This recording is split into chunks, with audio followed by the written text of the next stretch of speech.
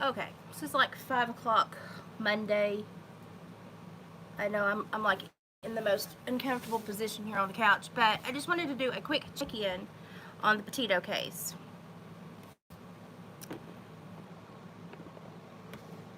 So we'll see if anybody populates. Y'all might be too busy on a Monday to listen to me. I've been super busy all weekend. We're preparing for the Pumpkin Festival next weekend.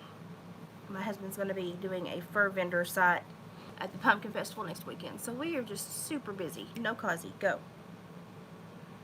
Go. Go. So I just wanted to come on here and do a couple of updates. Not sure if some of you have been made aware that the trail cam picture in Baker, Florida, which is northern Florida, the guy that was actually taken in the photo came forward and said, y'all, that's me. It's not Brian Laundrie. So that has been debunked. So the trail cam photo that was found in northern Florida in Baker, I believe, the man in the photo actually came forward and said, no, that was me. That's not Brian Laundrie. It's me. And it's been debunked. So that was not Brian Laundrie in northern Florida. It was someone else just walking across someone else's land that got caught on a deer cam. So no need to worry about that because he's getting his lovin's today. They're saying that he did an Insta or a Facebook Live. I can't remember which. Hi, Denise. They're saying he did an Insta or a Facebook Live. Cuzzy, you're being a little booger. And there are a lot of people on Instagram that said they never got a notification, so they can't verify if he went live or not. And so they're like, we don't know if that's truthful or not. Nobody seems to be able to see if it's legit or not. My little dog is being a booger. But we do know now that the picture on the trail cam in Baker, Florida, or northern Florida, is not Brian Laundrie because the person that was actually in the trail cam photo came forward and said that's me, not him, and I guess it was verified, so they have debunked that. There are so many people with scenarios and ideas that are coming on, and I'm sorry, but it just seems like this has turned into a three-ring circus with all the celebs that are now jumping in on it. I just think that's really strange. And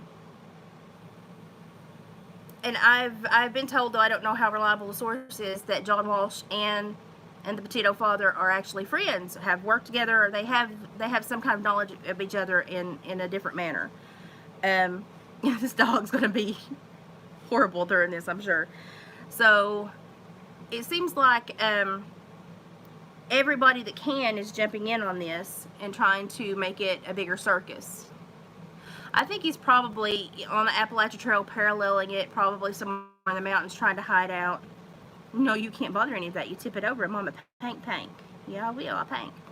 And, but there's really been no forward momentum. I know that the FBI were at the parents' house yesterday and they did get clothes that would have some of his DNA on it. So they may be trying to cross-match something, that some kind of proof that they have. We just don't know what it is yet. So we're just now going to wait and see what happens. I know a lot of people are saying he's in Mexico. To me, he would stick out like a sore thumb in Mexico, so I don't know why he would go to Mexico right now, especially with everything that's going on news-wise in that regard. And I don't see him going back north just because of the season changing, and it's going to get really difficult to survive out and about up north this time of year.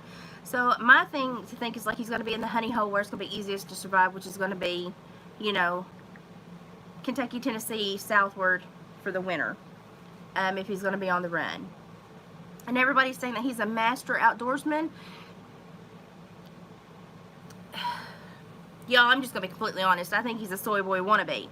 I think he has some skills, but I don't think he actually has true like woodsman skills. So I don't think he could stay out there as long as they think he can. And if he tries to, I'm sure he's going to reach his maximum as, you know, quicker than he thinks. He's a wannabe. Yeah, I'm sorry, but you know, like, I don't know. Maybe it's just because I grew up so rural. But, you know, there's stuff, you know, when you grow up in the woods and you live in the woods and you live in the sticks. And, you know, these boys that come with their North Face jackets and their, you know, licensed material, and they go out and try to pull these excursions, you know, you kind of laugh at them after a little while, because you realize that they really don't have as much knowledge as they said they do. And I think this, you know, like Dog said, he's a 6 out of 10. I give him a hard 4 at maximum.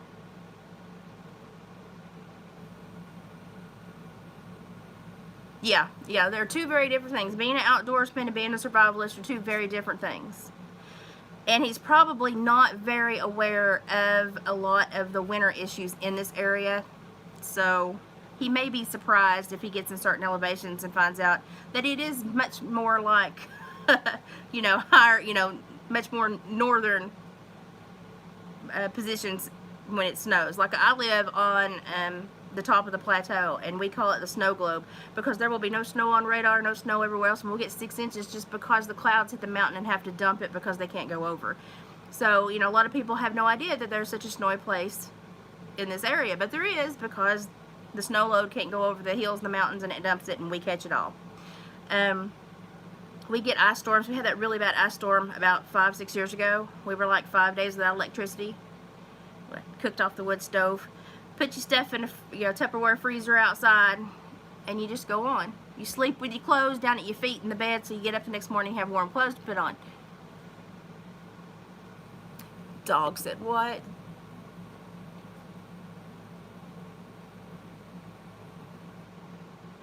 See, that's something I don't understand about these autopsy results. We know it's homicide. And I saw John Walsh, and I actually screen recorded it. I don't know if I'm going to do video it or not, but he was on there saying, you know, I wish he would just, John Walsh said, I wish he would just off himself, because it'd be easier on the parents than sitting in a courtroom looking at pictures of their child in a morgue. Now, y'all, I don't want to be gross. I don't want to be gross, and I don't want to be nasty, and I don't want to speak ill about anybody. But now, my husband is a fur trapper. We butcher a lot of things, and we use some of the leftover meat from the stuff we trap to make bait for other things.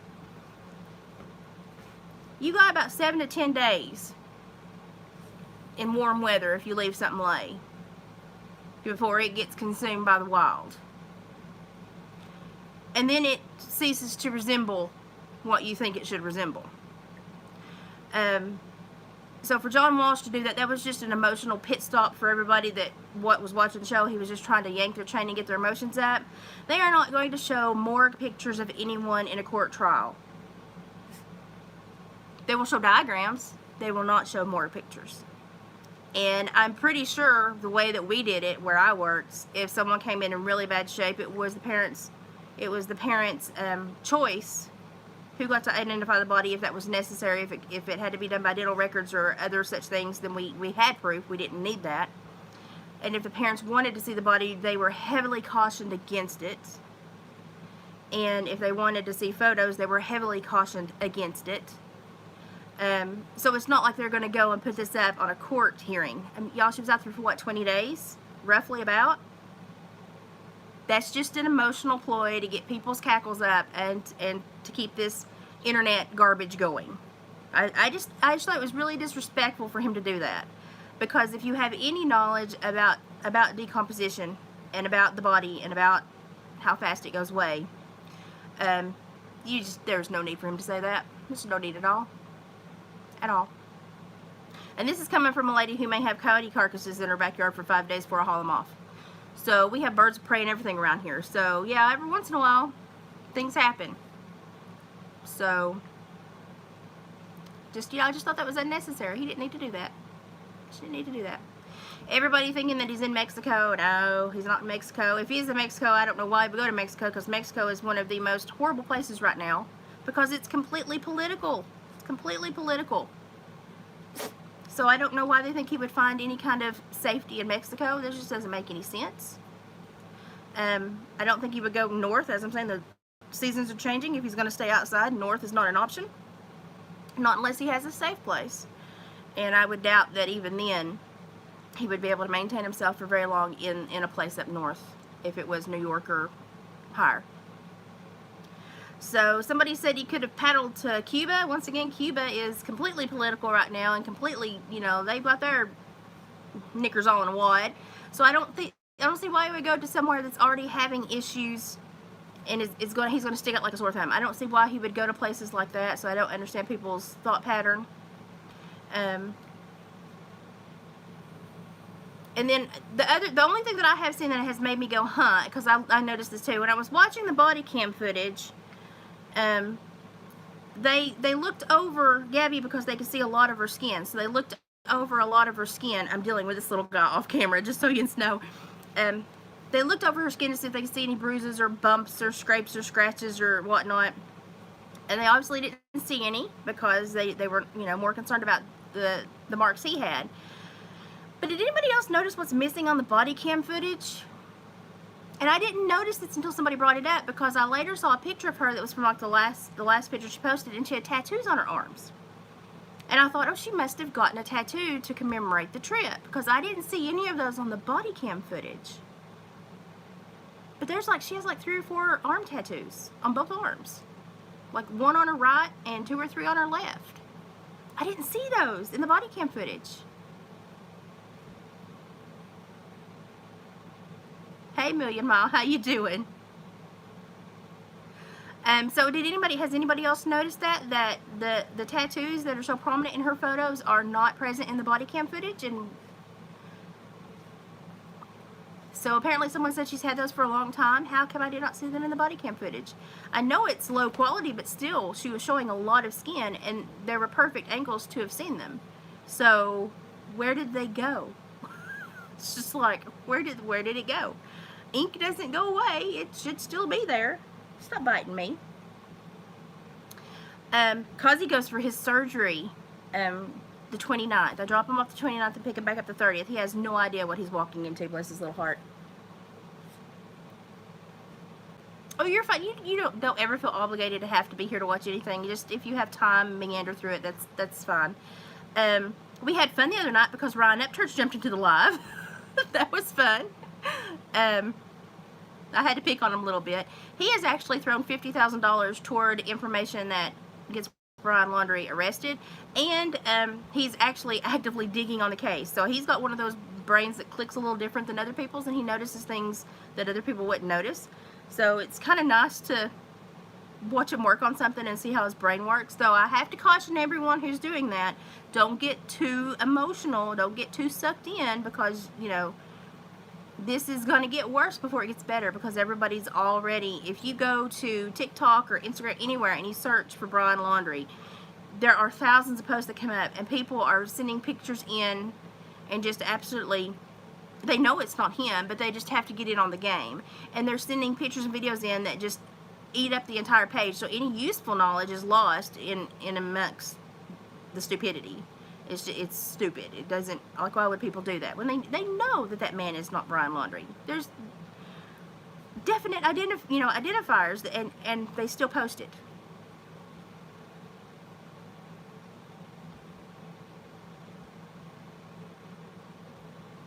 Yeah, his brain works a little different too. I really still am sticking with my general consensus that he has borderline personality. Do not bite your mama. That is bad dog. Bad dog. I still think he has borderline personality disorder. I'm sticking with that. That's just my gut feeling. That's what tells me.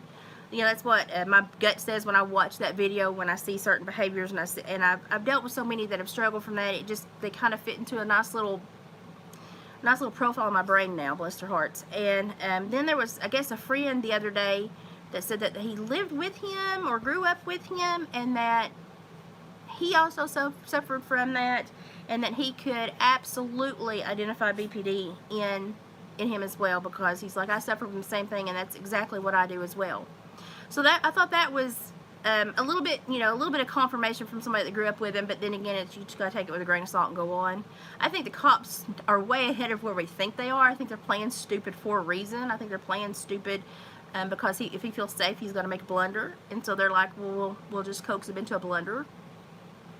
But I don't know. I told y'all it was gonna get way emotional before it stopped. Oh, thank you. I want pigtails.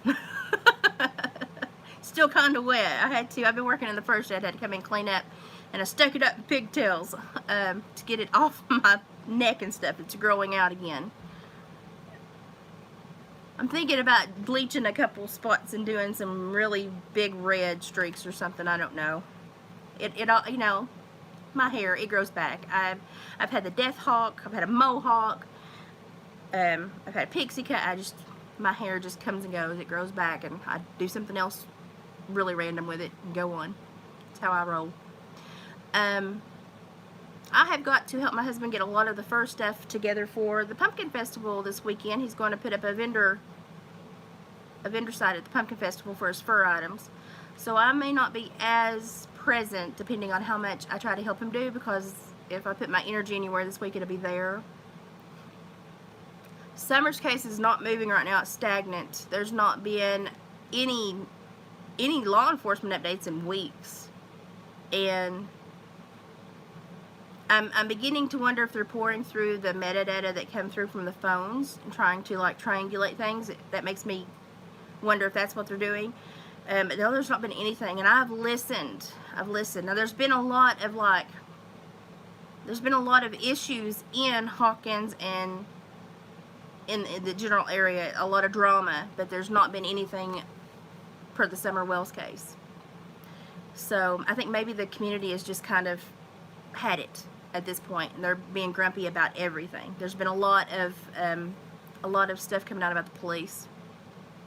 So I think the community are questioning the police in the area, which, you know, I mean, you should have every right to do. I think if you question the police officers, then it's going to keep them more honest.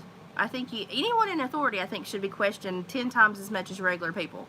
Because if you have power, it should be questioned daily. I mean, honestly, let's just be honest. It should be questioned daily.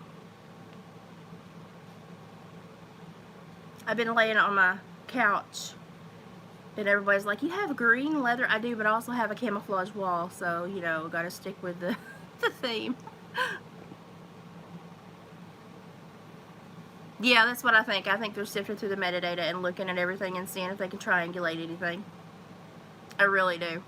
I think they're just taking their time. I think they already know who is going to be their person of interest or suspect or suspects. So I think they're just taking their time and putting together a really Loctite case. Because I think they pretty much already have that solved. I really do. I think they don't want to lose it on a technicality and have somebody go free that needs to spend the rest of their life in jail or on death row. But now all this emotional nonsense that John Walsh is starting, everybody's like, well, John Walsh has been through it. You shouldn't talk about him because you've not been through what he's been through. Okay, well, number one, you don't know me. You don't know what I've been through. So don't discredit me because you think you know what I've been through, because you don't. But there's no reason for him to come into this and start this emotional crap and put these visions, put these images in people's minds that are just trying to watch the news. You know, and I'm just like, John Walsh, shut up. Just shut up. And then I get from a fairly reliable source that he and the father in New York know each other some way.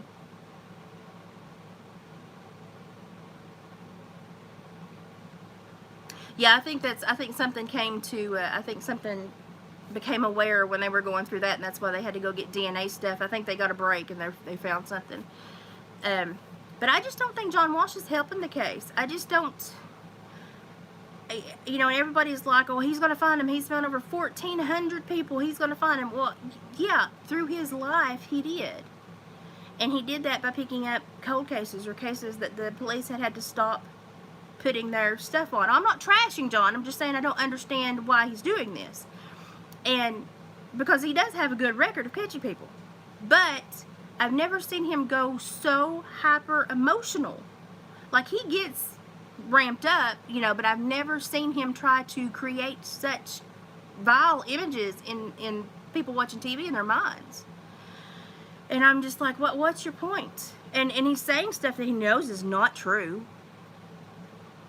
I mean, that's what I really have to call him out on. If I was going to call him out on anything, I'd be like, stop saying things that are not true. Because there's not going to be a court date where they're going to show morgue photos or crime scene photos of this. They may show diagrams. They are not going to show the actual photos. They're not going to show photos of someone that has been deceased and decomposing for 3 weeks in the wild in a courtroom. It will not happen. They will show diagrams. And they will not force the parents to see that. They will give them the opportunity, and if they request it, they will let them, but they will caution heavily against it, because that's what we did. We caution you heavily against seeing your loved one in that state. Let us do the dental. Let us do the DNA. Let us, to save you that pain. Let us get an absolute airtight, proof that it is your child, because you're not going to be able to credibly say that it's them by physicality anymore. Oh, was dog on his honeymoon? Is that why he's there? I didn't know he was on his honeymoon. But for John Walsh to say that, people say, stop bragging John Walsh. I'm just saying, that was completely a falsehood. They will not do that. And for him to do that, he was just trying to get an emotional rise from people, so that the emotion stays on this case, and so that, he thinks that gives it momentum. It does, but sometimes it gives it the wrong momentum. And there's no reason to make people think those thoughts. There's just, and most people don't understand. Like, I watched several live streams yesterday when I was taking breaks. And people were like, well, he's right. It would be awful for them to see their daughter all bruised up, because he said he beat her to death. It would be horrible for those parents to have to see their daughter all bruised up. And I'm sitting there going, y'all are almost 30 years old with a channel with tens of thousands of viewers, and you're sitting here thinking that somebody that's been decomposing in the wild for 3 weeks is going to be bruised up. I didn't have the heart to break it to him. I just didn't.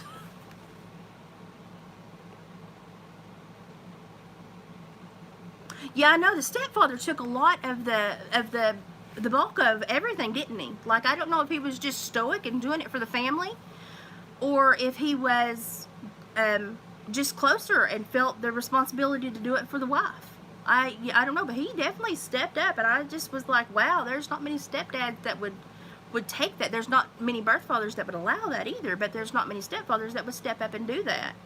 And so I'm stuck between, like, being very thankful that this family had a man like that, and being very reserved and concerned as to why he felt he needed to jump at the chance. And y'all know I often have dual conflictions, and I have to feel it out and think it out, because my mind goes in different ways. I think differently. But yeah, I'm just, when you watch a YouTuber that's got tens of thousands, if not hundreds of thousands of people, yeah, I want to give him the benefit of the doubt and say that was a good man. That's what I want to do that. So that's where I'm leaning. But when you watch somebody who's got tens of thousands, if not hundreds of thousands of people watching them, and they are like, poor family, they shouldn't be forced to look at pictures of their bruised and beaten daughter. And I'm just like, y'all live in the real world, right? Y'all ever seen Roadkill? I mean, y'all know how death and decomposition works, right? And I'm just, the more that I watch YouTube, and the more that we've been left our own devices with this pandemic and crap, and more people are putting themselves out there, the more I realize that there are a lot of people in this world that don't know diddly. Just don't know diddly. And it's like they think time freezes when you pass away and nothing happens, and you look like Snow White in the glass case. And I'm like, you people live in the real world, right? But I don't think they do. I think we are so easily manipulated, that everybody thinks it's like a movie. They think they find somebody looking exactly like somebody left them, and it's not how that happens, y'all. I mean, there's stuff that I would like to show you that my husband does in the fur shop, and I won't show it because it's too grotesque for me to share.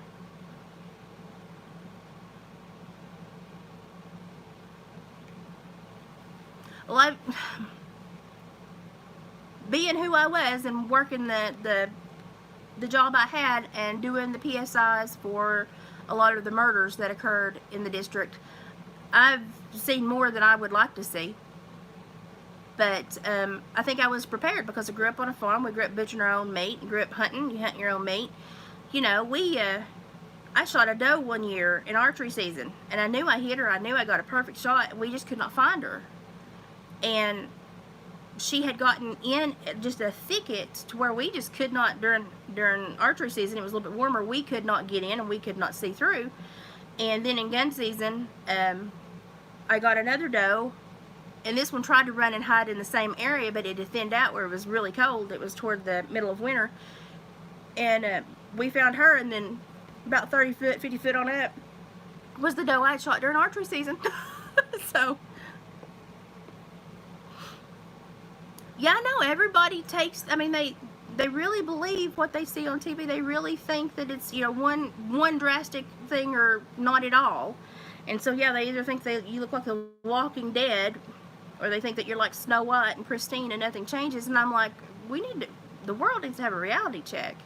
It's scary to think that so many people are like that.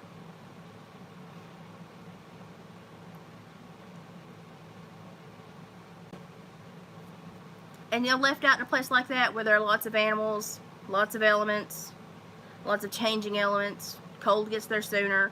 You know, every animal in that area is looking to pack on weight for winter. They take advantage of every opportunity, and you can't knock the animals for playing the nature game. That's what they live in. So I watch Ask a Mortician too. She cracks me up. Um,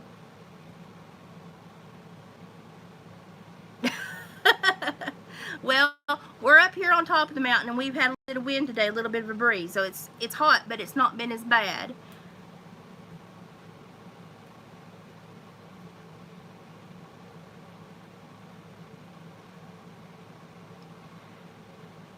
I don't know how Birdstown's been. There's a lot of Scott Beatty Stables had a lot of horses at the horse show up here the other night. Well, a few weeks ago. Birdstown's down the mountain. You slide off the mountain, you slide into Birdstown. They got a big stable there called Scott Beatty Stables. A little trainer that I grew up with, Joseph, Joe Crack. I call him Joe Crack.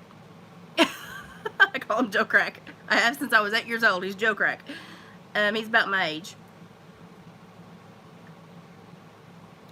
But I haven't been there in a while. I want to go to they've got that big diner down there. What is it now? It used to be the Bobcat. Now what do they call it? What, it used to be the Bobcat. Now they've got another diner down there. Is it a barn or something? That's the one I want to go to.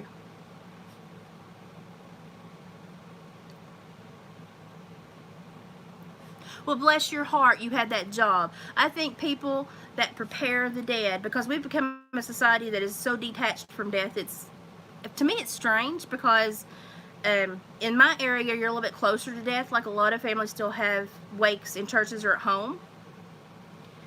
The farmhouse, that's what it is. Yeah, thank you, couldn't remember that, I had a blank spot. But in this area you still see a lot of people that have wakes at churches or at home. You still see a lot of people that pass away at home of old age. We have generational families, you know, when grandma lives with mom and dad and the grandkids. So maybe because we are more of we live in the woods more and we eat out of the woods more, maybe we're just a little bit closer to it and we understand it more. But it used to be, you know, the families prepared their own dead, washed and prepared them. And so it wasn't as much of a shock, and kids grew up understanding the realities of the world, and how you really had to take care of each other and be respectful. And in death, you know, they got an up close look at it, and they don't anymore. Would you stop biting me? You're being mean. Yeah, you're down there on in Chat-Town. I actually went 2 years ago. 2 years ago on Halloween, they had the opening of the new what was it? It's Jamie Lee Curtis, that movie she was in. And see, I'm having a blank day. And I went to stay with a friend and watched that movie in Chattanooga at a theater, and stayed for a couple days and visited, and then we came home. That was a fun trip. I want to ride that big train that goes up the hill, but I'm terrified that I'll lose lunch, because they say it's really like intense. So I've had several friends do it and they're like, it's really intense. You really think you're gonna fly off the edge of the earth? I'm a chicken. I don't like heights, but I like to test myself, but I don't like heights. That's why I've hunted in tree stands, but I would always use the little fat trees and stay pretty close to the ground, because I'm a chicken when it comes to heights. So I'm a chicken. Isn't it amazing how you can go from DC and then be in the BFE in no time, and how much the landscape and changes in just a few miles? It's just strange. We live in the middle of nowhere. We're an hour from either interstate, and so a lot of people, you know, they still live a very sustainable life around here. and they don't like, a lot of people live here because they don't like to be in society. Yeah, the view's really good. Like, I rode the big Ferris wheel at the island in Pigeon Forge, and I was fine with it until the person riding with me decided to rock the cart. That was not cool. I Facebook Live the whole thing because I was scared out of my wits, and I knew my son would think it was hilarious, and he did. He watched the entire thing. But when I would get to the very top, the sunset would distract me. But otherwise, I was terrified. So there was a mountain. I would go over Pioneer Mountain when I do home visits in Scott and Campbell County. And there's this one little knob. It was the highest part of the road on the highest part of the mountain. And you really felt like you were driving over a cliff and going to fall off the other side because you couldn't see. It was just a leap of faith. It was scary. It was through Elk Valley and then up Pioneer Mountain. Let me tell you, that's a drive, and that's a scary drive when you get to the very tippy top. It's not pleasant. But yeah, I think in rural areas, I think that a lot of people are, we're 20 years plus behind the rest of the world, bless our hearts. And I think we just look at death a different way. We talk about it a lot because it's something that we deal with a lot in our life. The Blue Ridge, yeah, they're beautiful. They're beautiful. And there's been some people on the internet say, well, we think he's actually in the Smoky Mountains Park. And I'm like, why would he put himself in a federal park? It just doesn't make sense. Oh, you're okay. I know where you are. Yeah.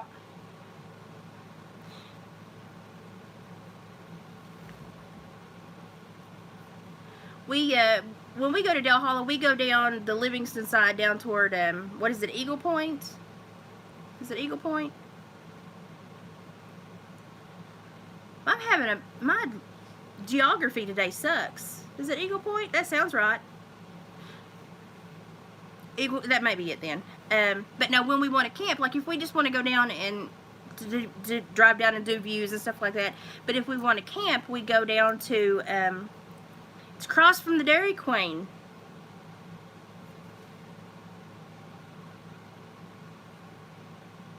Yeah, you drive and you go across the Dairy Queen. We go down 52, and then at the T, you take a left, and when you get in front of the Dairy Queen, you go right, and it's down there. It's Eagle Cove, but I think they also call it something else. Crap. They call it something else. The old name. It'll come to me in 5 minutes, and I'll scream it out.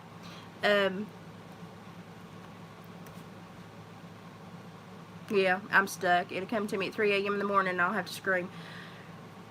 But we camp down there. They've got a really good camp. It's not the plank yards. It's on down past the plank yards. But we camp there when we go. Willow Lake. Yeah. Willow Cove or Willow Lake, or yeah, that's where it is. Way back, you have to go through the subdivisions and then the rich people's houses, and then you cut down and go to the lake. Yeah, that's it. So, but yeah, that's pretty much what has happened over the weekend. That's it. So we know that the picture in North Florida is not him, because the guy that it was in the picture, he was like, "That's me," and went to law enforcement, and they verified it was him. So we know that's not Brian Laundrie anymore. So we don't have any verification that he went north. Oh, see, okay, yeah, I know where you are.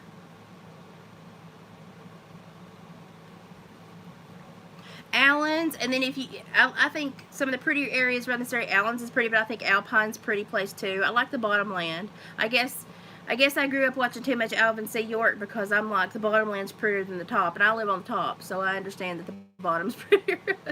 That Bottomland sure is pretty though, especially when you live on a crag. You go down and you get into the rolling valleys. It's very nice, the rolling meadows. But we know it's not him in northern Florida now, so we have no verification he went north. We have no verification on any direction, to be quite honest. We can't verify about the live the other day, because nobody can verify that they got a notification that he went live. So was it even him? Was somebody just trying to snowblow us? We know that one of the parents' phone numbers has been used to create a bonus Gabby account, which is tacky and strange. So, and there's been like 5 bazillion fake Brian Laundrie accounts. So,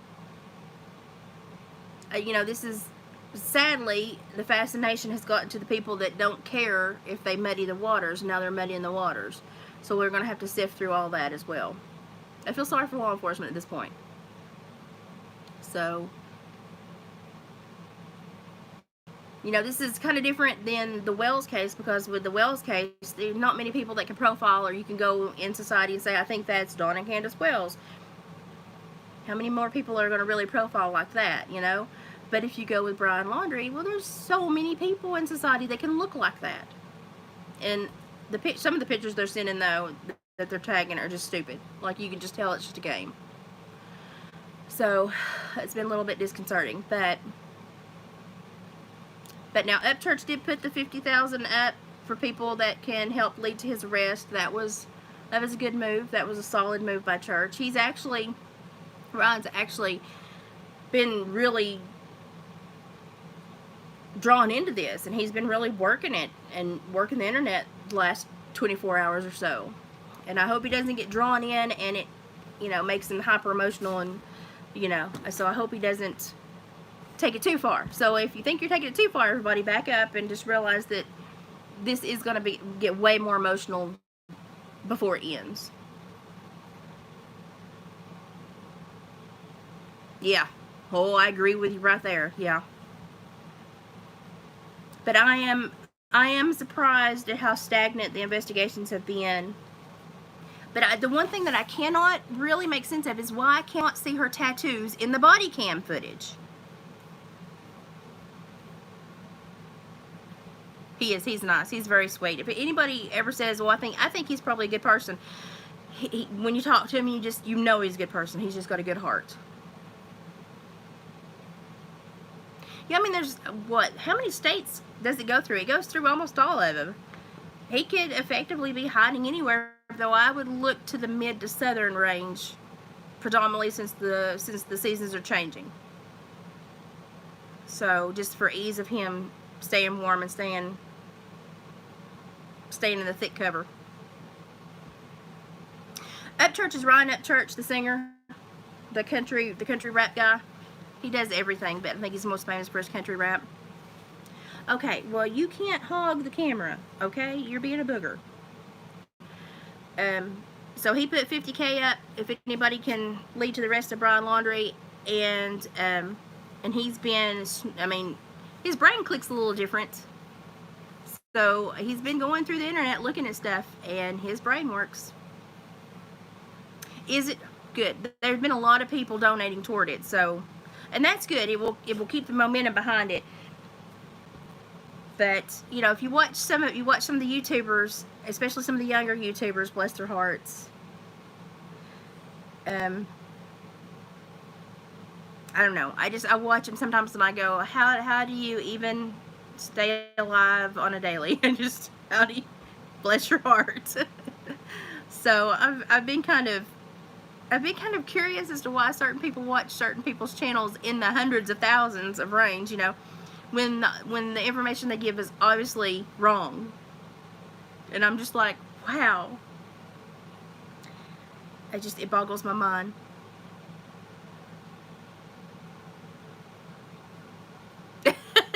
I'm not going to give you crap. Hey, there's some people that don't know who he is.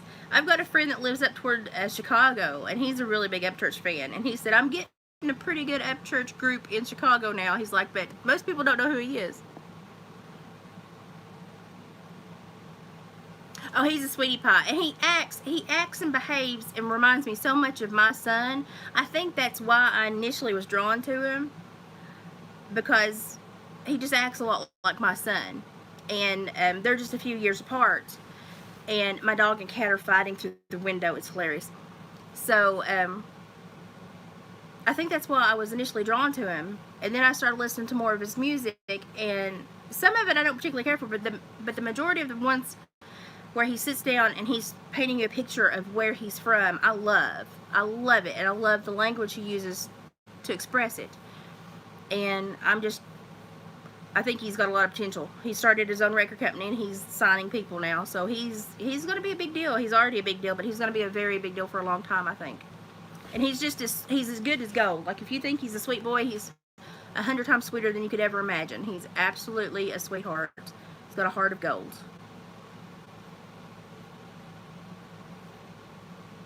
Oh, well, thank you. Thank you.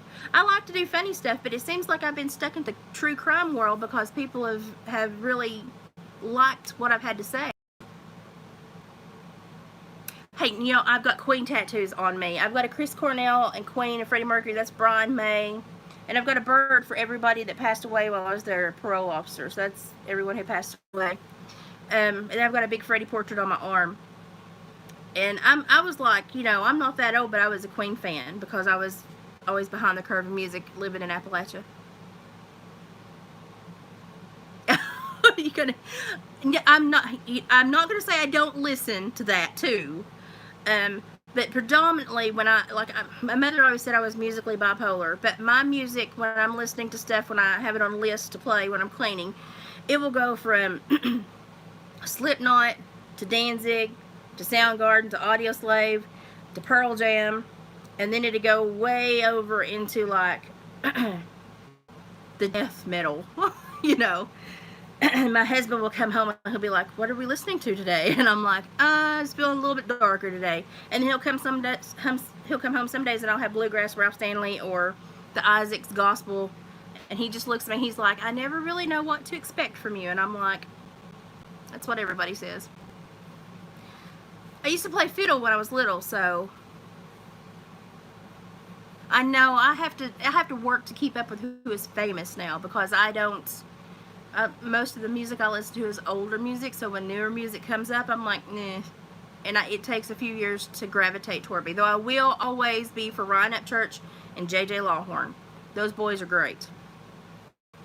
Creek Squad's awesome. I'm the unofficial Creek Squad counselor, so there you go. I keep teasing Ryan saying my next tattoo is going to be something about cornbread, but I don't think he believes me. Yeah, I listened to some really strange stuff, and my kids were like, "We're glad now that you listen to all of that," because my kids are like, "We know music that no one else knows," and I'm like, "Your mother's weird." The sun is setting; it's coming through my window on me. I'm the Creek Squad counselor is what they call me half the time, and I get tickled at them. But, you know, we're an emotional crew because we're a country. We're an emotional crew. We like each other. We stand up for each other. And every once in a while, we stand up and we bristle a little too quick. And I have to go, "Hey, now, let's chill. Let's chill out."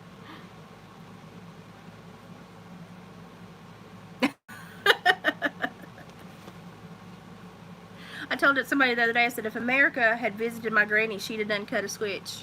And I honestly, I believe that. The sun is setting. It's going to be below my pine tree in a moment, and I will be blind. But I just wanted to come on here and check up, let you know that I have been watching, but I've not seen very much credible across the internet. Ooh, that sun. But we do know that the North Florida picture taken on the trail cam is not him. That man has been identified and come forward. It's not him. It's not Brian. So we don't know what direction he's going in. We know that celebrities are jumping on this like chickens on a June bug. I still listen. I used to play fiddle, so I have stuff that's in my heart, bluegrass, that I will always listen to. Yeah, my husband can tell what kind of mood I'm in when I play certain music, and if I've got the dark stuff going. Like I was listening to Belly of the Beast by Danzig the other day, and he walked in, and he just turned around and walked out. I thought, bless his heart. Lord love him, bless his heart. But yeah, I listen to a little bit of everything. And I skewer them from time to time. I don't have satellite or cable. I only have YouTube and like Discovery Plus, and I pick what I watch, and I pick what I put my energy on. Hey, Priscilla.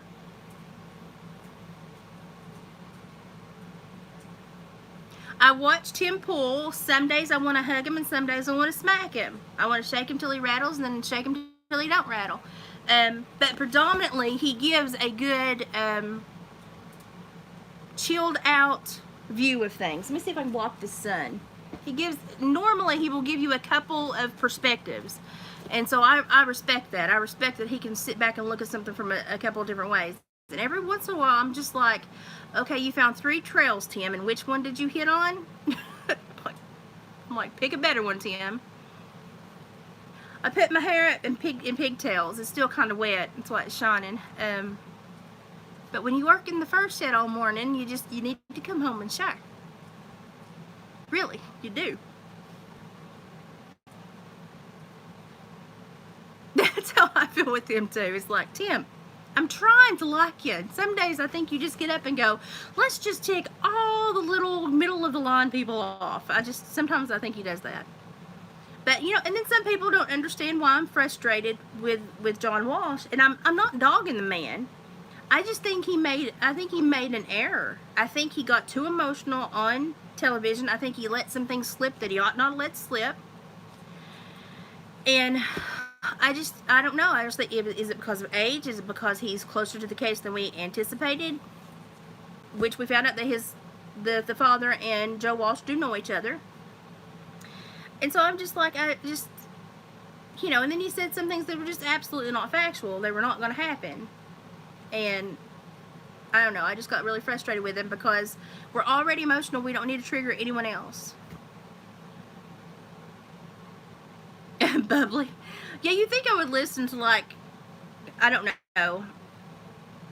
My husband, when he first met me, he was like, you have the sweetest, kindest face. And I was just inside going, and I don't think he thought it was within my capacity to be mean. Which I laugh at, too. And I was working a horse, and that horse threw me. I was much smaller. Yeah, I was much smaller then. I was working a horse, and that horse threw me. And so I got up, and I swept that horse's leg, and I threw that horse. I used to halter break cattle, so I know how to put big animals down. And that horse threw me just to be hateful. He just literally threw his shoulder to the ground and threw his butt over and just launched me. And so I got up and I just swept his leg and I put him on the ground, and I wouldn't let him get up till I told him he could get up. It was a big old Appaloosa. And my husband, who was just then, he was dating me then, he was like, I was terrified.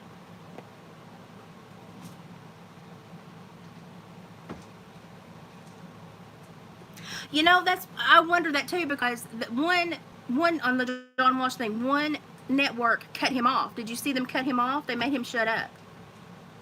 And I was like, oh, he let something slip.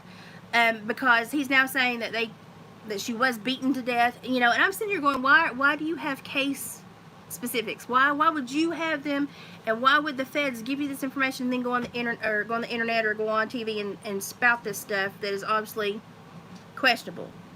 And he may have seen some paperwork. He may have that data. The family may have told him. But should he have launched it over that interview? Probably not. And then should he have said the things that he said, you know, to visually compel people to trigger people? Probably not.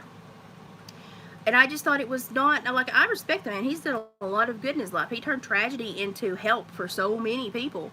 But I just think he took it too far the other day. I just think he took it too far. And you know, our society is like, don't bully, don't harass, don't be mean, be kind. Well, did you hear John Walsh? Yeah, I love him. Yeah, well, he told that boy to kill himself. Oh. It's one or the other. We can't do both. You know, and I'm like, are y'all really that happy that he told somebody to kill themselves? Because we don't even have a guilty verdict in court, even though we have a heavy suspicion and a lot of corroborating evidence. We don't know. It hasn't gone through court. So I was just like, that was strange. It was very strange.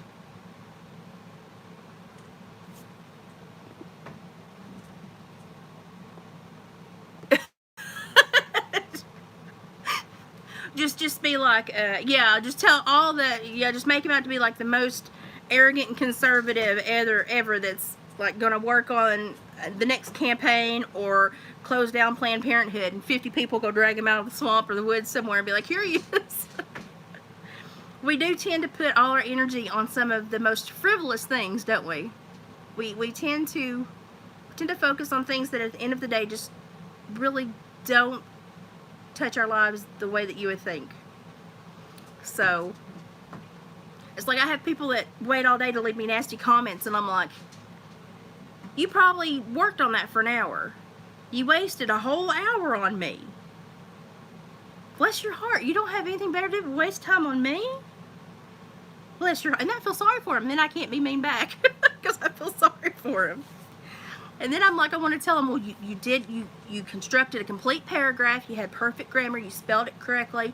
That was an hour well spent. Because I really just can't tell him anything nasty at that point. Because bless their heart, I feel sorry for him.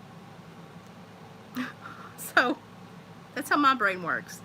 But I've watched a lot of live feeds on YouTube in the last 3 or 4 days.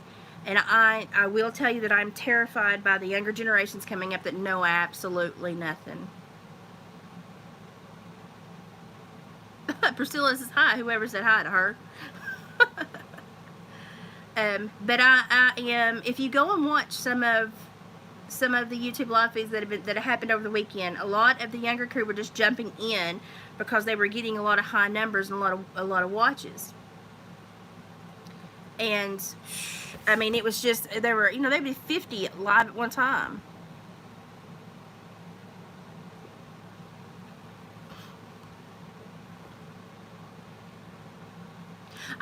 All I know about R. Kelly is that he had a whole lot of victims.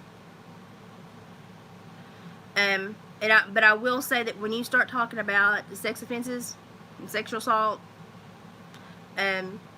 you start getting into paperwork and pleas that could have gone either way at trial, and you have to really sit down and read the nitty-gritty on those to have a very good judgment call about somebody, because I've seen people that had to take a plea to keep their business open and their family together, because if they'd waited for 2 years for a trial in court, they would have lost everything, but they would have been found not guilty. But they couldn't do that, so they took a plea, pled guilty to a lesser charge, and did like 4 years on paper, and then 10 years registering or something, just to salvage what part of their life they could. So when it comes to sex offenses, you just have to really pay attention and almost have the nitty-gritty for yourself to make a good call. But I will say that people in power, people that have money, people that have status and celebrity, they can manipulate people. And so you also have to be aware of that.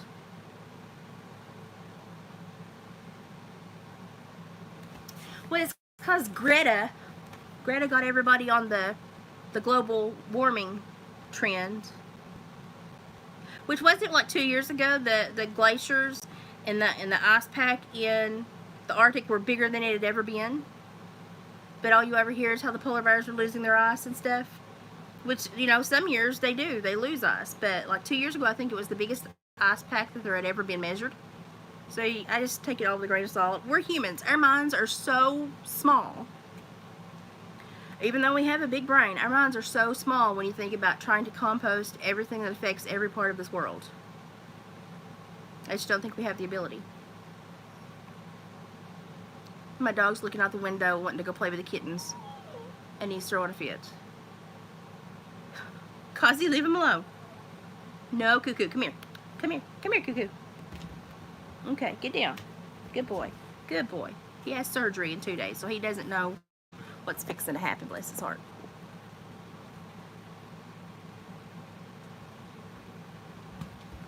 Yeah, I just try to, I'll tell you my opinion or what my gut's saying, but I will also say I may completely be wrong, because I may completely be wrong.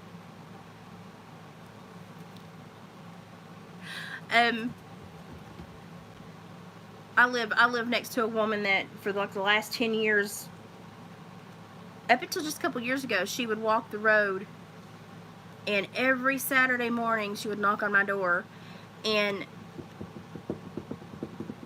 she wouldn't get away from there. Nate. She would come to my door, and she got to where she wouldn't even talk to me. She wouldn't even try to talk to me because she knew it was useless. But because we ended up having such good discussions on everything else, she would start her Saturday morning with me, and we would drink something on the porch and chit chat, and then she would go on. And she's finally gotten so old now she can't do it. Kazi, no ma'am. Get down. Good boy. Thank you. So, But I mean, I'll talk to anybody. I don't care if they have something different to me. That's fine. We'll just, we'll talk about it. If we can't agree, I'll say we can't agree on that. Let's talk about something else. I mean, I don't want people to try to steer me somewhere I definitely don't want to go. So I don't try to steer anybody else. Yeah, I definitely think they need to have him in custody. And honestly, at this point, for his safety as much as anyone else, I want to see it go through court. And because a lot of people don't understand, but the court process really does help a lot of families heal. It really helps them answer a lot of questions, and it really gives them time to really go through their emotions and thoughts. And I want to see it go through court, and I want to see him get what's coming to him if it was him. But I don't want the world to be made a circus, while they're trying to catch him. Yeah, anytime you make a decision out of fear, you will make the wrong decision, because basically emotional decisions are always the wrong decision, because if you put yourself in that state of fear to make a decision, you will latch onto anything that seems like a good option. And that's just never a good option. You should always have a calm discussion with yourself to make a decision. Oh, he'll absolutely make a mistake. I mean, look at all the, now that people are starting to report them, look at all the places they were seen because of their behavior. And people say, well, it's Brian's behavior. Yes, Brian was probably the instigator of all of it and the loudest, but they were both seen and they were both emotional. So now that people are aware, they're going to be paying more attention, and he will be found, because he can't, bless his heart, if he is truly a narcissist or he has some of the other issues we all think he does, then it's going to be very difficult for him to stay away from people and places like that where he gets that fix. So he's going to screw up, and he's going to make contact with somebody somewhere somehow, and he's going to get caught, because somebody that feeds off the energy of others is not going to stay in solitary confinement very long. I'm just going to tell you. So he will screw up, and he'll make a mistake, and he will get caught. Yep. One little boo-boo, and he's caught, because everybody's so hyper aware, and that's good. But I feel bad for the people that are hyper aware and hyper emotional.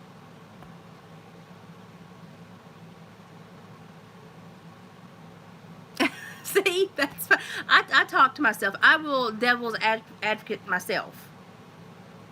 And I'll be, I want to say this, but what would they look, how would I tear that apart if I was them? But then I'll take myself and have a whole discussion.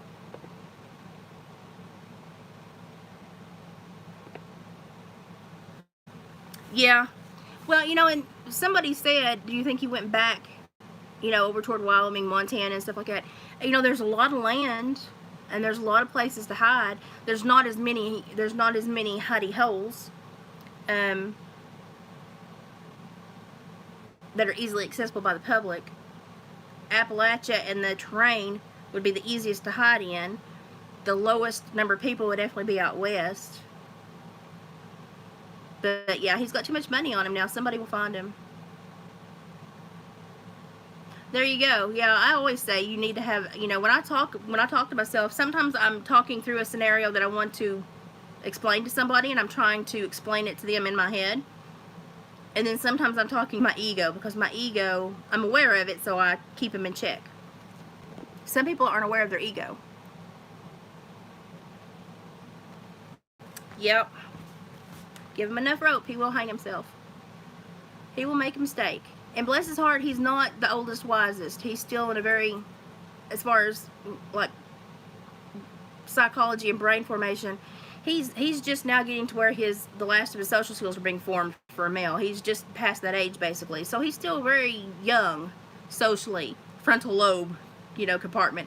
So he's still going to make some errors. So we just have to wait for those to be made.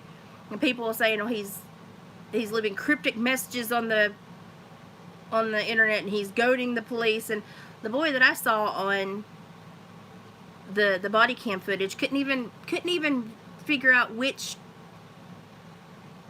persona he needed to click into, let alone then try to lead somebody else by the nose emotionally. He was having problems himself. So capability wise, If he's off the radar, he's good, but if he's on the radar and he starts interacting with people, he's screwed because he makes too many mistakes. Are they? Well, that would be nice. A lot of people I know watch the memorial. Oh, yeah. Yeah. Like I told my kids, like, from 18 to 24, you will change so much that you won't recognize yourself. And you'll change sometimes almost daily. Your perspective on things will change.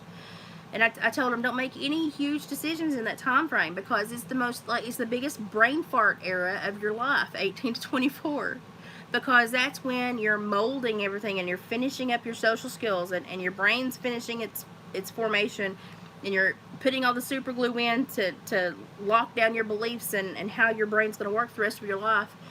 And you're working too hard on understanding how to take in information and use it that you don't always think about how you send out information and you get caught.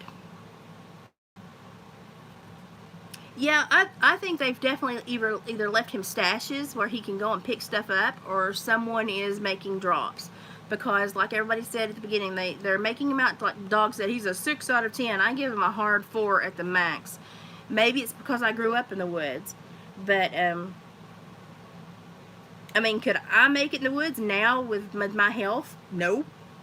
Oh, I would know what to do, but the capability of being able to do it would be completely out of my physical ability, so no.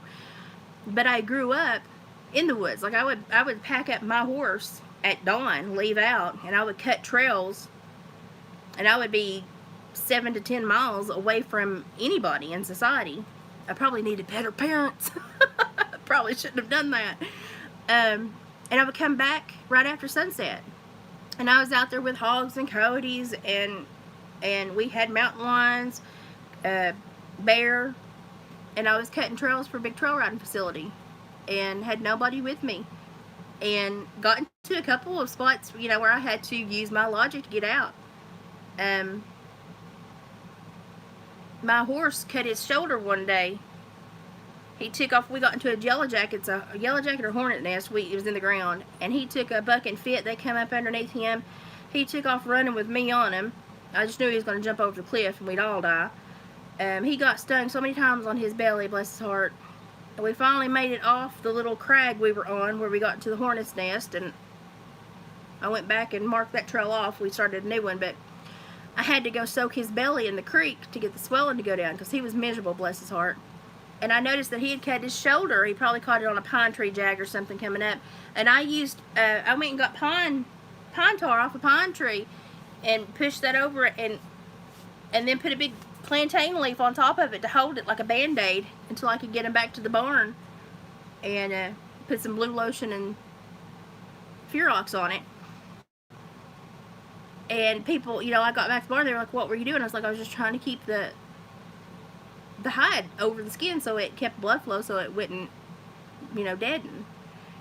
And they're like, we never would have thought about that. And I thought, you work with what you got. That's what I had. That's what I worked with.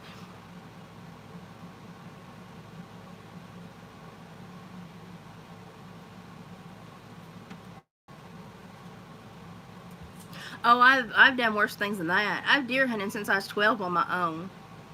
When I was 12, I got a 7mm for Christmas. I've deer hunted with my 7mm since I was 12. I was in a marksman class when I was in 3rd grade. I've been over the hills at night, coon hunting, since I was probably in 2nd or 3rd grade. I'd get left and covered up with leaves and told to take a nap because the dogs had hit the holler over and they knew my short legs would slow them down, so I got left. And they'd say, take a nap, and we'll pick you up on the way back through. And I would nestle down on the leaves and take a nap until they come back here and pick me up. Left in the middle of the dark with nothing. Yeah, and I was top the class. Like, all the boys were so mad at me, but that was like, I grew up like this, so it's just normal, it's just normal. So I am a little bit rougher than others. So I know what he's looking at, because, I would go out for 3 years. For 3 months out of 3 years, the 9 months altogether, I spent every day out. And we did a couple of campovers, but not a lot, because we were kids. They wanted us to at least throw our hands up every day and say we're still alive. And if I took the other ones out that were younger than me, one was older than me and all the rest were younger than me, then I had to bring them back every evening because they wanted to make sure they were okay. So, yeah, people do lose their minds over stuff. It's crazy. But, like, I had this lady, I babysat a horse a couple summers ago. They couldn't figure out why there wasn't any weight going on her. And they were moving because they lost their home. And they had, the person that was renting decided to sell it, so they had to move. And they had contacted me and they said, can we leave our horse in your barn a little while? And I was like, well, yeah, it needs to be ate down anyway, just go ahead. They said, well, we can't get her to get any weight on her, we don't know what's going on. That the woman hadn't had horses since she was a little girl, and she was very young when she had them. I am a hateful old hooch when I need to be, but I had a bear come up in the backyard a few years ago. Well, it was probably about 2 years ago. There was something on the back porch, and I thought it was a tomcat. And I opened up the back porch. Well, chew on something else. Opened up the back porch door and stepped out. And I yelled, get on out of here, like you do to a dog. I sounded like a man when I yelled it. And I heard it was a bear because it blew, it puffed, it whoosh, and then it licked each nostril as they do, and then it whooshed again. And I've got cedar shakes halfway up my back porch, and then it screamed. So he was about 5.5 feet away, just through little thin cedar shakes. And when he did that, he went whoosh, and he licked, and he whoosh, and I went, oh no, you did not, because I knew it was a bear telling me, lady, this is my backyard now. And then I thought, you idiot, you're in your pajamas with no firepower, shut up. And so I shut the door and locked it in, and I went back in. I told my husband, I said, we got a bear in the backyard. Oh, no, we don't. No, we don't. And I said, well, you just stay right there, I'll take care of it. So I got my gun and my light, and I went back out, and it decided it needed to leave. I couldn't find it anywhere. So I squalled and carried on to make sure it did leave. And my husband said, how do you know it's what it was? I said, it was about 5 foot away. I said, just through that little thin cedar shake that we've got on the porch. I said, I heard it huff and blow and lick its nose. I said, that's what it was. He said, whatever. And I said, well, just go back to sleep, honey. I'll protect you, because that's how I am to my husband. And he got up the next day, and it had gotten in the little trash can on the back porch and had gotten the little special kitty that I had thrown in there. And they were huge canines, and it had bent the can, and my husband said, yeah, it was a bear. And I was like, I told you it was a bear. And then, like, for the next month and a half, everybody's trail cams lit up all around us because the bear was running the creek and running the forest. And it was a juvenile, and he was just hateful, and he was just curious, and he was just a butthole, and we just had to scare him off. He didn't come back last year. If he did, he didn't make any damage, so I don't care. But yeah, you'll walk into anything around here. But we've caught up, and we had a walker hound that on full moon, he was perfect, but if it was a full moon, he would tree something he shouldn't tree. I don't know if I think he was playing with us, or if it was just something that cycle through us, I don't know. We rolled up one time, and it was a full moon. He had treed a possum. We'd been out till almost 3 a.m. and we had chased this dog over I don't know how many acres, and I was over it. It was almost 3. I was done. I wanted to go home. I was tired. And now this is my dad. My dad shines the light up, and he goes, it's possum. The pups need to be rewarded for at least staying on trail. Let's just tip it out and let them have a little bit of fun. Now, I'm sorry, we're from the South. We're training hounds. I'm sitting here going, oh, yay, because the next thing I want to happen is for it to have enough life to run yet again and me have to follow it over 2 more hills and hollers. And so they're trying to knock this little possum off the tree. Now, my dad and my brother are pretty decent shots. They couldn't get it. And the other guy with them couldn't get it. And I said, can I try? Now, I've always been a crack shot. And I wasn't going to tip it out. I wanted this done. I wanted to go home. So I got the gun, and one shot, it fell clean out, and my dad looked at me. I said, oops, we have to go home now. Oh. And he picked that possum up, and it was dead grilled right there. And he looked at me, and he said, do it again. I was like, I don't know how I did that. Oops. I just wanted to go home. So we went home after that. And I never got handed the gun under the tree ever again. But, you know, I wanted to go home. I was over it. The hunt was done.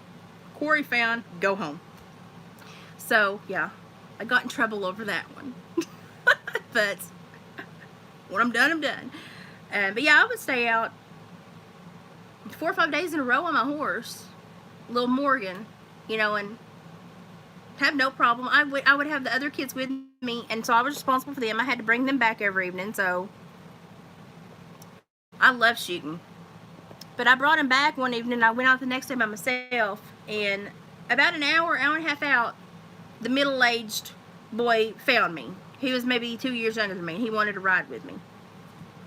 And he was on an Arabian. Oh my gosh. Why you would trail ride an Arabian, I don't know. And yeah, I ruined that hunt. I was ready to go home. I was done. My feet were tired. And his Arabian threw a shoe, and he was like, "What am I going to do now?" And I was like, "You're going to ride it back to the barn." But his foot, look what it cracked his foot, just a little quarter crack. And I just looked at him, and he was like, "Something to go up in there, something." And I took pine tar again off the tree and patched it into the crack. And I said, "There," I said, he's fine. Nothing's going to get stuck in there. Let's just go back. And I was like, you people are crazy. Now, he ran that horse into it. He couldn't get him to stop one day, and you had to run him into a tree to stop him. And I was afraid everybody was going to die that day. I told him, I said, "You're going to ride with me. You're not going to ride that hothead anymore."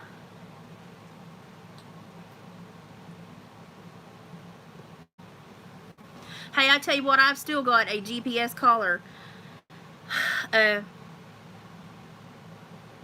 over there in Catoosa. Went running, and the dogs running. We ran all night that night. I mean, they wasn't running trash. We just hit something. Every time we get on something, it would run. They'd come back to me, or it would den up in a tree, and I would say, "It's fine, let's just hit another one." They just constantly got on another trail. Well, we got on a pretty hot trail, and I thought, well, surely they're gonna find this thing. And I honestly believe that last thing they hit on had to be a bobcat or a lion or bear or something, because whatever it was, run those dogs straight to a bluff in Catoosa. See my little dog behind me? And one of my dogs went over the bluff. It killed him. So we get to the bluff, we get the other dogs are coming back, and we go out the next day with the GPS to beep, beep, beep, find the dog, find the collar. We get to the bluff, and it's way down, and there's nowhere. You can't get down this thing. You'd have to rappel and come back out. And I was like, it was a $70 collar. Dang. And it's still in Catoosa at the bottom of that. They ain't never built nothing there. It's still in Catoosa at the bottom of that gorge. Because he always needs a nap. He stays in an eternal bad mood. How you doing, everybody? I'm glad you's joined in. I've been yapping for a while now. I need to shut up. But yeah, so if anybody ever builds in Catoosa and they straighten out that gorge and get in it, and that's my GPS collar that's by that dog skeleton. Yeah, like if my brother or father got a new boom boom toy, I was the second one to shoot it. I was probably the one that sighted it in. And when we bore sighted, I would put quarters in tree bark, and I'd go back and I'd have to be able to make a number 8. Then I knew it was sighted. That's how I bore sighted my guns in. So I grew up and I had quarters with 2 holes in them all across my dresser top where I'd sighted my guns in every year. And that's just how we grew up. Like when the first day David slipped and told me he loved me, I was helping my brother skin a big old 400-pound hog, and I'm gonna have to go in a minute because my phone had died. But and he'd give me a break so I could eat me a cheeseburger David had brought me. I'd washed my hands and I was trying to eat this cheeseburger while he had it hanging. He was trying to take it apart, but it was so heavy it kept spinning the chain. And he said, "Hi Rebecca," he said, "I can't make it stop spinning." I said, "Well, cut me a slip in the ribs." And so I was holding in the ribs inside the cavity with one hand to keep it from shifting while he finished skinning it. And I was eating my cheeseburger with the other, and David looked at me and he said, "I think I love you." And I thought, oh, he's smitten. Oh God. Yeah, we got married about 6 months later. You know, that crossbow is the funniest thing. It needs a stabilizer on it. It doesn't have a stabilizer. It needs a stabilizer because you will get a little bit of sway with it. I'm not going to put one on it. My husband can buy one if he wants to. I'm not going to. But I will say, it's a pain in the butt to hook that string and cock it. It's a pain in the butt. And they've got it on like a 225 pull, which I think most of them go to like 175. This one goes like 225. And to cock that sucker will almost give you a hernia. I'm not gonna lie. it's almost more than I can do. So don't think I'm gonna be crossbill hunting because it takes too much effort. No. And my muscles would revolt for 3 days and I would be stuck not being able to walk. Get out of there. You're gonna get into something. I'm gonna have to give Causey a nap, but I just wanted, if you just want to rewind and go to the front, you'll see the updates and what they found and my view on the Petito case and with the Brian Laundrie search. We don't know where the boy is. None of the data coming in seems to be good data, and everybody's making it a super emotional tirade. So everybody just needs to kind of stay chill about this. Oh, you can listen to me talk all day long. My husband does not agree with you. But I am going to be prepping for the Pumpkin Festival because my husband is doing a vendor lot. If you want to follow my husband, go to Hillbilly Furs on Facebook or DNL Trapping, David and Elaine, DNL Trapping. And you can follow him there, and he posts. He's not as good to post, but I try to prompt him to post certain stuff, so he's getting better. And if you ever want to buy beaver hoop, beaver pelt, coyote pelt, bobcat pelt, fox, otter, bobcat, on and on, just watch. And when he has stuff in being tanned, if you want dibs on it, just message him. He'll give you dibs on it. We do really good prices because we know we're in the middle of, you know, BFE. We're in a poor spot. And so we keep our prices to where people can afford it.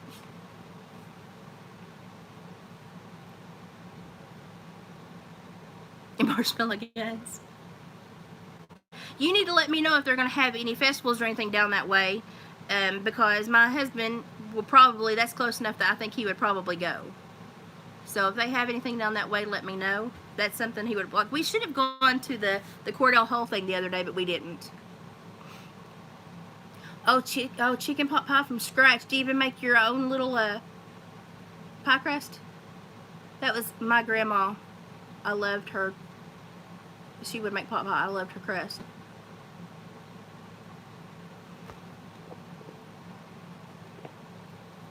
You know, that's one thing. I have tried bow fishing with just a compound bow. I've tried bow fishing, and I cannot adjust my eyesight for the water. I just am not very good with it. And so I gave that up really quick. So, well, thank you. Yeah, let me know, because if he has something that would be close enough, he would go to it. So, we go halfway down there. Well, we go basically all the way down there to visit friends most of the time anyway, so. Oh, no, I couldn't do it. No. Yeah, I couldn't scuba dive if I wanted to. I'm so fat, and I'd have to have weights to pull me down. Okay, that'd work. Yeah, just Instagram me if you need to for anything. Yeah, I'm not that good. I can't. The depth perception and the way you're off a little bit in the water, I just can't do it. Can't do it. I tried, can't do it. I certainly couldn't do it spearfishing underneath either. Couldn't do it at all. Now I like to watch the guys that dive and look for stuff under the water. But I can't. I don't think I could ever scuba dive. I'm too claustrophobic. I don't think it'd work. I don't think I could. I'm weird. I watch them do it, but I can't do it myself. I also like Steve Isdell's channel, the guy that does the hunting, but he does the Bigfoot stuff too. Because if y'all have gone down in my videos the last couple years during the late fall and winter, we've had a lot of weird things happen here. A lot of slaps on the house, knocks on the house, things being left on the porches. My lights on the fences, I keep a light on my perimeter fences so I can see if anybody's in my yard, and they get killed in succession of how they're put on. It's just strange. And lo and behold, the other day, the lady up the road, which is about a half mile from me, she was like, have you been having something in your yard that your dogs will bark at, but they won't leave the porch to go get? She's like, and then I've been having something like throw stuff at the house, like on the tin roof. And she's like, I thought it was an owl or something trying to roost. She's like, but something's being thrown, because then I'm seeing stuff slide off the tin roof and I'll find it the next morning. And I said, well, I had something knock my house last winter. And she said, yes. And I said, not just once. She goes, no, like a rat pat, pat, pat. I said, yes. And she goes, it happened here too. She said that none of that had happened until she cared for her 103-year-old mother, and she passed away last year. And as soon as the mother passed away and she became alone in the house, that it started. And I said, well, I'm alone till my husband gets home. I said, so it started. She said, did it happen after that? And I said, after the knock, I came out of the house so mad because I thought it was my husband. I was squalling. I was like, you don't give me freaking heart failure beating on the house like a Neanderthal. You open, go to the door and wait for me to open the door like a normal person, because I will shoot somebody, And I come out, and half the time if I think something's up, I'll come out with a big spotlight. I got a trigger pull spotlight again, and I'll just come out like this and scan. And so I think it probably picked up that I was off the house to be playing around with, so it like gives me a little bit more of a wide berth. But it's still like the people on the other side of the forest are getting some of the same activity that I've started with. And I need to go interview her for y'all. It was scarier to hear her, because she gets scared when she talks about it, and I just get annoyed. And I, honest to gosh, am wondering what in the world is doing it, because I'm used to all kinds of animals and wildlife, and this is not anything I'm used to. We've got eagles that land on our roof and scratch down the tin in the middle of the night. That's weird. That's odd. It wakes you up, but you know what it is. I don't know what's doing these other things. And it will do it when, like, the yard is impossible to track. And I get so mad. But if I ever figure out what it is, I will let you know, because it ticks me off. And I'll go out there with spotlight, and I'll be like, if you're playing a joke on me, you're gonna get your butt blistered. You need to not do it. And after I popped out a couple of times with the gun and paced the back porch, the backyard, and preached a little bit, it stopped happening, but it started happening at the neighbors. Half mile away. Same thing. And whatever it is has got to be big, because I thought my husband was mad knocking on the outside of the bathroom wall on the cabin siding, because it sounded like he was mad, because I thought, well, he's locked himself out. And whatever it was hit hard enough that, like, jolted the whole room I was in. And I was like, and that's why I got mad. I was like belligerent, trying to scare me, big butthole, and it wasn't him. And when I was out there looking on the front porch being hateful, because I'd walked out screaming at my husband and nobody was there, he crested the hill, which is one way in, one way out. So I know it wasn't him that did it and left. And I used the lights from the vehicle to look, and I couldn't see anything. He said he didn't see anything either. But I told him what happened, and he just normally rolls his eyes at me until I bring him proof, like with the bear. And then he's like, oh, okay. So we've got a lot of trail cams up. We've got security cameras too, but we've got some trail cams up in some weird places. And I'm going to try to keep a better watch and see what it may be. Because lots of times I won't DVR stuff. I'll just leave my cameras on so I can see. When I feel weird this winter, I'm going to DVR stuff, because I'm going to find out what that is. And I will tell you all. You will know. But I may go and interview the neighbor. There's a lot, in the Gladovia area up here in my neck of the woods too. And I ginseng down there and have gotten hollered at and chased at and stuff thrown at me. So it makes me wonder. So all I'm saying is he better be nice, because I don't play. I'm hateful. But, well, I'm going to get off here before my phone dies. But I just wanted to give an update and chit-chat with y'all. So if you don't see me this week as much as you normally do, I'm just busy. I'm okay. And if I find something super hilarious, I will throw it up as a funny to kind of get everybody's emotions back to a controllable level. Because I know everybody's like 8 out of 10 right now, and we need to bring it down. So I'm going to try to be comic relief for y'all this week. So that's my goal. But other than that, keep your mind on Causey. He's going to have his surgery in 2 days. And toss up some good vibes for my husband this weekend. Hope he sells some stuff, move out, because trapping it's about to start. Trapping season's about to start, and he's going to move a bunch of crap out and make a lot of room. Y'all two have a good week, and I will try to check in, but if you don't find me, don't worry about me. I'm just busy. Love you, and thank you for spending time with me. Appreciate it, and I'll talk to you